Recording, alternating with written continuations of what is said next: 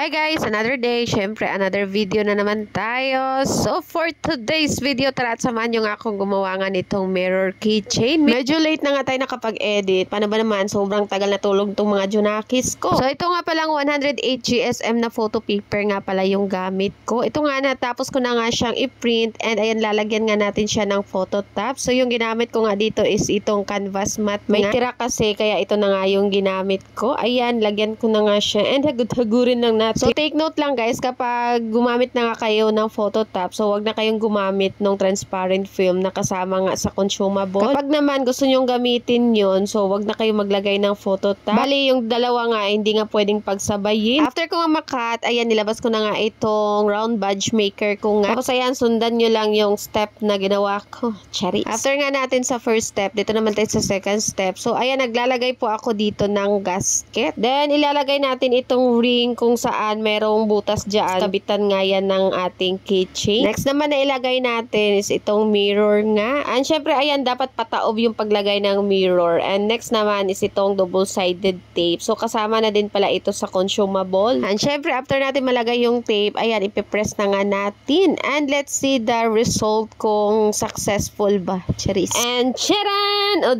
ang ganda, ang bongga. So, ganyan lang naman guys. Madali lang naman siyang gawin. So, kailangan nyo lang siyang i-press ng maayos para, ayan, iwas reject nga. So, kung itatanong nyo nga kung anong size nga nito, so, 58mm nga pala ito. Ang kagandahan nga dito sa ating round batch maker kasi pwedeng palitan nga itong mold. So, pwede tayong gumamit ng iba't ibang size ng mold nga. Kumbaga, pera na lang talaga yung kulang. Charis. Sa susunod nga, ayan, mag-iipon naman tayo pambili ng 75mm nga para medyo malaki. And dito talaga ako nahirapan sa pagkabit nga nitong keychain kasi nahirapan akong ipasok nga itong bilog na ito dito sa ating mirror. So ayan, tiyagaan lang din talaga. Syempre dahil matyaga nga ako, ayan, naikabit ko nga siya ng maayos. Charis. Aside nga pala dito sa mirror keychain natin, so itong badge maker natin guys, pwede din pala ito sa button pin, pocket mirror, pwede din doon bottle opener, o diba, sobrang daming pwedeng gawin. And ito na nga yung ating finished product. Ayan, tignan nyo naman, napakaganda, parang ako, Charis.